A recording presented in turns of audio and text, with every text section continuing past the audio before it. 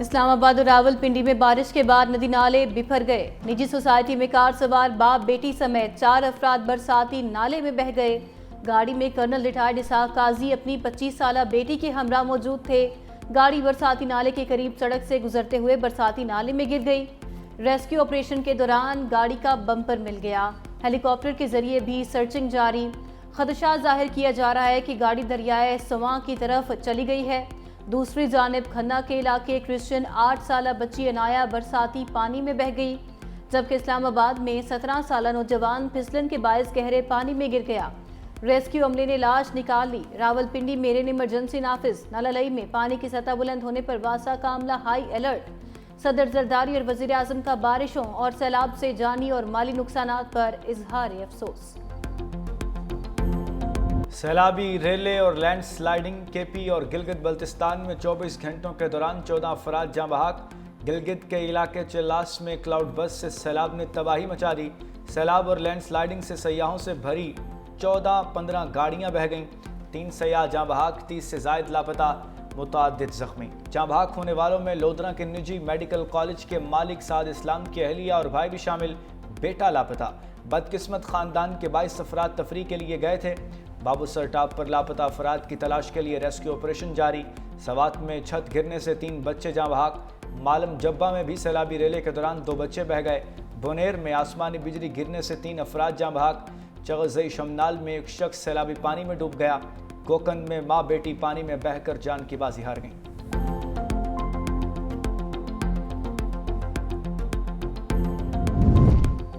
پاک فوج کا ہیلی کاپٹر کے ذریعے شارع بابو سر پر ریسکیو اور بحالی آپریشن جاری۔ 15 سیاحوں اور مسافروں کو پاک فوج نے ہیلی کاپٹرز کے ذریعے محفوظ مقامات پر منتقل کر دیا۔ پاک فوج اور گلگت بلتستان اسکاؤٹس کی ٹیمز کی جانب سے متاثرہ افراد تک اشیاء خورونوش فراہم کی جا رہی ہیں۔ زخمیوں کو فوری طبی امداد دی جا رہی ہے۔ سڑکوں کی بحالی کے لیے مشینری اور افرادی قوت مسلسل کام میں مصروف۔ بابو سر اور کراکرم ہائی وے پر رکاوٹیں دور ہٹانے کا کام جاری۔ پاک فوج کا دیوسائی میں بھی ریسکیو آپریشن۔ اسکردو سے ستپارہ ماؤنٹینئرنگ سکول تک لینڈ سلائیڈنگ سے متاثرہ کا علاقہ کلیئر کر دیا گیا۔ دیوسائی سے ستپارہ گاؤں تک جانے والا راستہ بھی کھول دیا گیا۔ فوجی دستوں کی جانب سے متاثرہ مقامات پر سیاحوں کو ہنگامی راشن اور مدد فراہم کرنے کا سلسلہ جاری۔ 150 تیار شدہ پکوان کے پیکٹس ہیلی کاپٹر کے ذریعے روانہ کر دیے گئے۔ آزاد کشمیر اور مری میں بھی سیلاب اور بارشوں سے تباہ کاریاں۔ آزاد کشمیر کے علاقے کوہٹا میں آزاد پتن روڈ پر بارش کے باعث لینڈ سلائیڈنگ، سینکڑوں مسافر پھنسے رہے۔ پتن کے مقام سے کئی گھنٹے بعد کلیئر کر دیا گیا۔ سڑک کی بندش سے مسافروں کو شدید مشکلات کا سامنا کرنا پڑا۔ وادی نیلم میں بارش کے دوران جانوائی کے مقام پر کلاؤڈ بس، املاک تباہ۔ مظفر آباد میں ایک شخص ملبے تلے دب کر جاں بحق۔ مری میں گزشتہ رات سے موسلادھار بارشوں کا سلسلہ وقفے سے جاری ہے۔ مختلف علاقوں میں موسلادھار بارش اور تیز ہواؤں کے باعث درخت گر گئے۔ مری یا وائن پر لینڈ سلائیڈنگ کے باعث پھنسی گاڑیوں کو نکال لیا گیا۔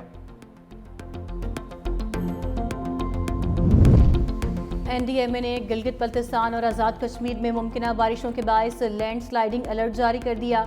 گلگت، اسکردو، ہنزا، استور، دیامر اور گھانچے کے حساس علاقوں میں لینڈ سلائیڈنگ کا خدشہ۔ کشمیر میں مظفر آباد، وادی نیلم، حویلی، باغ اور پونچھ میں بارشوں کے باعث لینڈ سلائیڈنگ کا خدشہ۔ چترال میں جگلوٹ، اسکردو روڈ، شارع کراکرم اور دیگر پہاڑی علاقوں میں لینڈ سلائیڈنگ سے رابطہ سڑکیں متاثر ہونے کا امکان۔ این ڈی ایم اے کا کہنا ہے کہ شہری بارش اور سیلابی صورتحال کے پیش نظر غیر ضروری سفر سے گریز کریں۔ پنجاب میں بارش ہوئے کئی روز گزر گئے، لیکن متعدد علاقوں میں صورتحال اب بھی خراب۔ کہیں حفاظتی بند، پل اور سڑکیں ٹوٹ پھوٹ کا شکار تو کہیں گھروں کی تباہی کے بعد لوگ کھلے آسمان تلے زندگی گزارنے پر مجبور ہو گئے۔ نشیبی علاقوں سے پانی نکالنے کا کام بھی مکمل نہ ہو سکا۔ حافظ آباد میں سکھیکھی نوتھین روڈ پر بارش کے باعث 30 فٹ چوڑا شگاف پڑ گیا۔ پانی دیہات میں داخل، ہزاروں ایکڑ پر کھڑی فصلیں تباہ۔ کسانوں کی برسوں کی محنت اور جمع پونجی بارشی پانی میں بہہ گئی۔ لیا میں بھی سیلابی پانی میں 20 یونین کونسلز داخل۔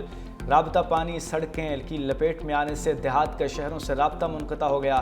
پنجاب کے دریا موسلادھار بارشوں سے بپھرنے لگے۔ بہاڑی میں ہڈ اسلام کی حدود میں پانی کی سطح میں مسلسل اضافہ۔ دریا کا حفاظتی بند ٹوٹنے کے باعث کئی رہائشی بستیاں اور فصلیں زیر آب آ گئیں۔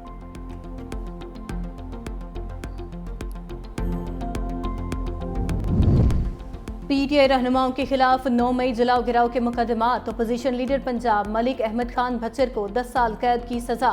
रुकन कौमी असम्बली अहमद चट्ठा और दीगर को भी 10-10 साल कैद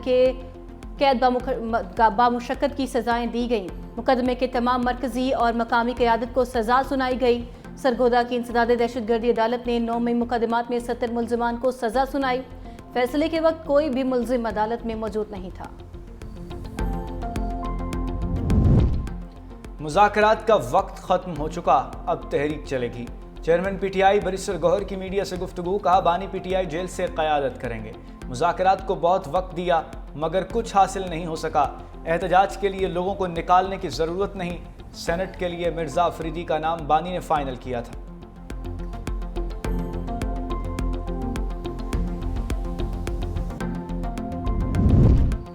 पंजाब असम्बली में अपोजिशन के 26 मुअत्तल अरकान की बहाली का हुक्म। पंजाब असम्बली इजलास में डिप्टी स्पीकर ज़हीर इकबाल चन्नड़ ने अपोजिशन के मुअत्तल 26 अरकान की बहाली की रूलिंग दी। कहा अपोजिशन के बगैर मुझे भी मज़ा नहीं आ रहा। अपोजिशन अरकान की पंजाब असम्बली आमद पर तालियां बजाकर इस्तकबाल किया गया। मुश्तबा शुजाउर रहमान ने कहा हमें बहुत खुशी है कि आप ऐवान में आए हैं। पैनल ऑफ चेयरपर्सन अली रजा ने भी अपोजिशन को खुशामदीद कहा। पंजाब असम्बली में बलूचिस्तान में गैरत के नाम पर दोहरे कत्ल के खिलाफ पंजाब असम्बली में मजम्मती करारदाद पेश की गई। मतन में कहा गया अपना कानून और अदालत लगाने वाले घिनौने जुराइम में मुलविस किसी रियायत के मुस्तहिक नहीं। खैबर पख्तूनख्वा सेनेट इलेक्शन के बाद भी हुकूमती इत्तेहाद ऐवान बाला में 2/3 अक्सरियत से 3 वोटों की दूरी पर। हुक्मरान इत्तेहाद के सेनेट में 61 अरकान हो गए। 2/3 अक्सरियत के लिए 64 वोट दरकार। पीपल्स पार्टी 26 सेनेटर्स के साथ सेनेट में सबसे बड़ी जमात।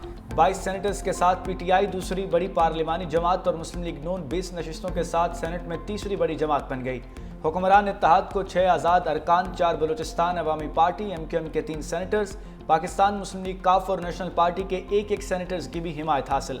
2/3 अक्सरियत के लिए अपोजिशन बेंचेस पर बैठे JUI के साथ सेनेटर्स पर हुकूमती इत्तेहाद की नज़रें हैं। सेनेट में अपोजिशन की तादाद 34 हो गई। PTI के अरकान की तादाद 22 हो गई।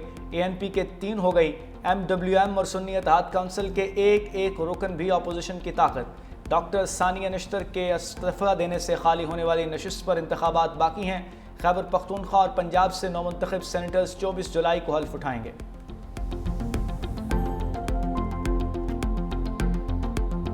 पाकिस्तान और बांग्लादेश में दूसरा T20 मैच जारी। शाहीनों का टॉस जीतकर फील्डिंग का फैसला। बांग्लादेश के 69 रन्स पर 4 खिलाड़ी आउट हो गए। कप्तान सलमान अली आगा ने कहा कि अहमद दानियाल पहला T20 इंटरनेशनल मैच खेल रहे हैं। पहले मैच में बांग्लादेश ने 7 विकेटों से फतह समेटी थी।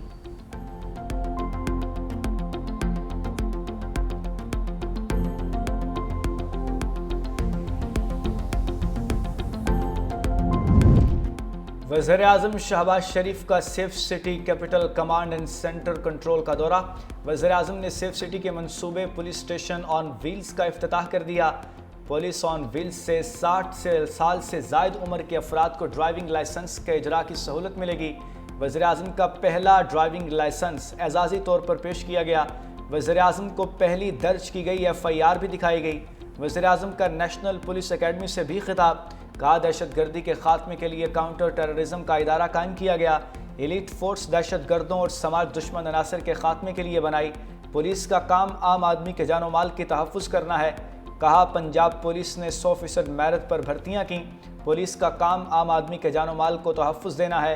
फ़राइज़ की अंजाम दही तभी मुमकिन है जब बेहतरीन सहूलियात मुयस्सर हों।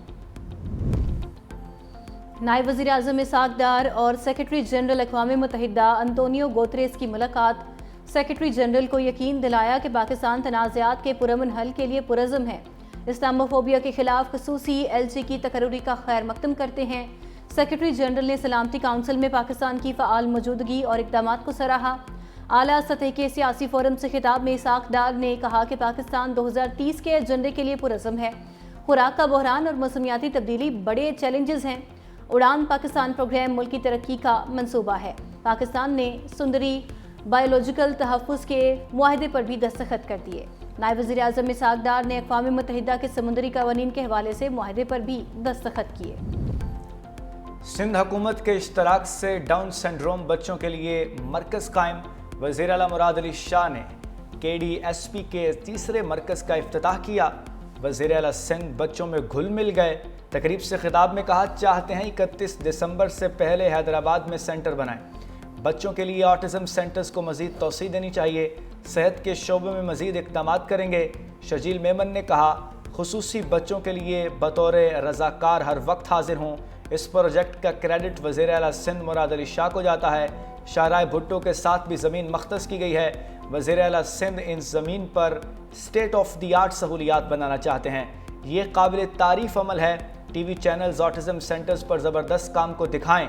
کئی والدین اب تک نہیں جانتے کہ ایسے مراکز بھی ہیں۔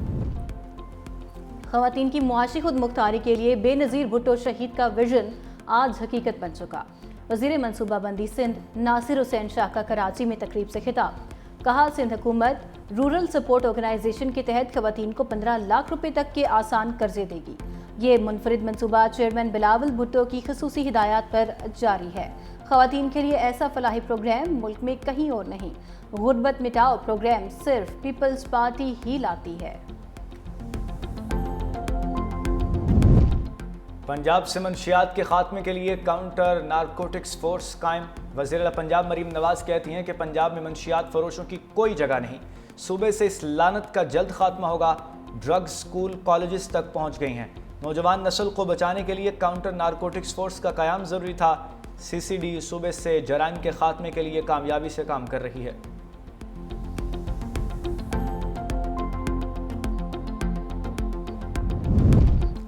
خاتون اول آصفہ بھٹو زرداری سے متحدہ عرب امارات کے سفیر حماد عبید ابراہیم سالم الزابی کی ملاقات۔ دو طرفہ تعلقات کے فروغ اور سماجی ترقی کے منصوبوں پر تبادلہ خیال۔ آصفہ بھٹو نے پاکستان میں UAE کے تعاون سے جاری ترقیاتی منصوبوں کو سراہا۔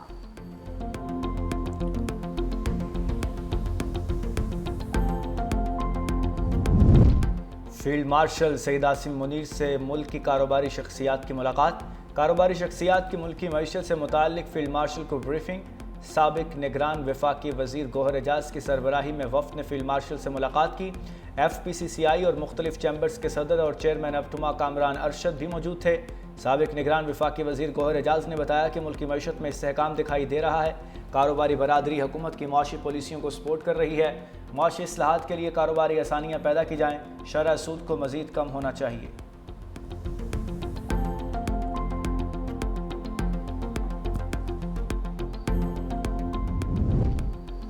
ملک میں اضافی بجلی دستیاب ہے تو ہر جگہ لوڈ شیڈنگ کیوں کی جا رہی ہے؟ شازیہ مری نے پبلک اکاؤنٹس کمیٹی کے اجلاس میں سوال اٹھا دیا۔ کہا، سانگھڑ میں 14 گھنٹے بجلی کی لوڈ شیڈنگ ہو رہی ہے۔ رکن کمیٹی سید نوید قمر نے کہا کہ پاور ڈویژن بجلی مہنگی ہونے کی وجہ سے کوئلے پر ڈال رہا ہے۔ PAC اجلاس میں وزارت توانائی سے متعلق آڈٹ اعتراضات کا جائزہ بھی لیا گیا۔ چیئرمین کمیٹی جنید اکبر نے کہا کہ گنے کے پھوک سے 200% تک بجلی کی پیداوار دکھائی گئی، یہ کیسے ممکن ہے؟ چیئرمین کمیٹی جنید اکبر خان نے بجلی کے 200 یونٹ والے مسئلے کا حل طلب کر لیا۔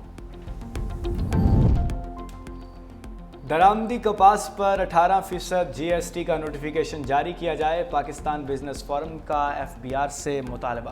فائنانس بل 2025 میں درآمدی کپاس پر GST لگانے کا اعلان ہوا تھا۔ FBR کی جانب سے تاحال SRO جاری نہیں ہو سکا۔ بجٹ کی منظوری کو 3 ہفتے ہو چکے، معاملے کو طول دیا جا رہا ہے۔ بعض بااثر گروپ SRO کے اجراء کے رکاوٹ ڈال رہے ہیں۔ معاملے کی سنجیدگی کو مد نظر رکھتے ہوئے فوری SRO جاری کیا جائے۔ سیکیورٹی فورسز کا خفیہ اطلاعات پر ضلع کلات میں آپریشن۔ فتنہ الہندوستان کے 4 دہشت گردوں کو جہنم واصل کر دیا۔ ISPR کے مطابق بھارتی حمایت یافتہ دہشت گردوں سے اسلحہ، گولہ بارود اور دھماکہ خیز مواد برآمد۔ سیکیورٹی فورسز ملک سے دہشت گردی کے خاتمے کے لیے پرعزم ہیں۔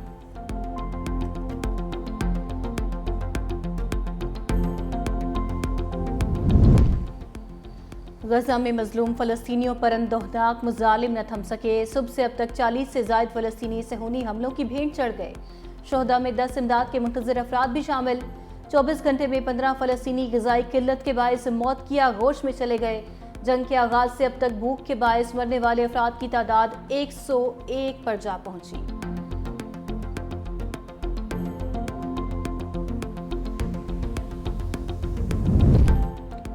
غزہ میں موجود عالمی خبر رساں ادارے AFP کے صحافی بھی بھوک، بیماری اور مسلسل بمباری کے باعث زندگی اور موت کی کشمکش میں مبتلا۔ ادارے نے اپنی تاریخ میں پہلی مرتبہ خبردار کیا ہے کہ اگر انہیں فوری مدد فراہم نہ کی گئی تو صحافی بھوک سے مر سکتے ہیں۔ AFP کے مطابق اس کے صرف چند فری لانس رپورٹر، فوٹوگرافر اور ویڈیو جرنلسٹ غزہ میں باقی رہ گئے ہیں جو بدترین حالات کے باوجود رپورٹنگ کر رہے ہیں۔